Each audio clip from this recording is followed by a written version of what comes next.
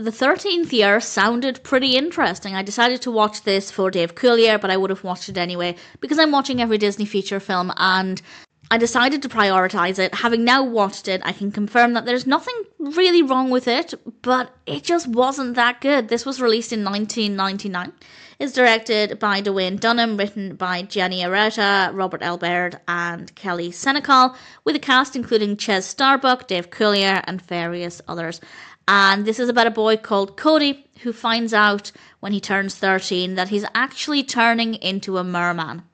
And I thought this was a little bit different because certainly around the time period and even now, I feel like most films would have automatically jumped to make the protagonist female turning into a mermaid. So actually, I think they took a really interesting approach there with giving us a male protagonist turning into a merman. I thought that was really, really fascinating. And I do think that aspect of it is believable, not the merman aspect, but the way the story plays out, the way the character is written, the changes he is going through.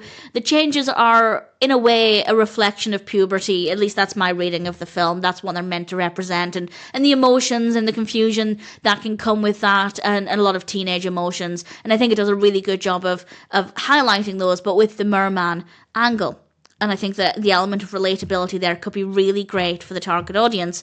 However, my biggest issue is that the story itself is very boring. So the emotions that Cody is going through, very believable. The element of relatability, if we compare becoming a merman to puberty, that I think could have a lot of benefit. But the actual pacing, the progression of the narrative, the key plot points, they're just very, very dull. So on the plus side, Cody is a very well-written character, and I cared enough about him to follow the story.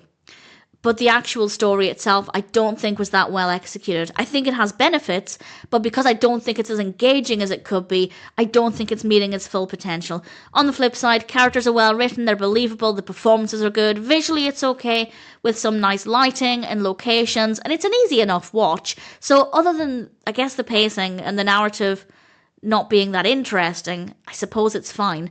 The narrative is believable within the context of the film, it's just not that engaging. But the characters are good, there are some good messages, some believable emotions. So all things considered, the 13th Year did not meet its potential. The narrative is not executed in the most exciting or engaging way. But there are some benefits, there are some positives. So ultimately, if you're curious, maybe it's one that's worth watching.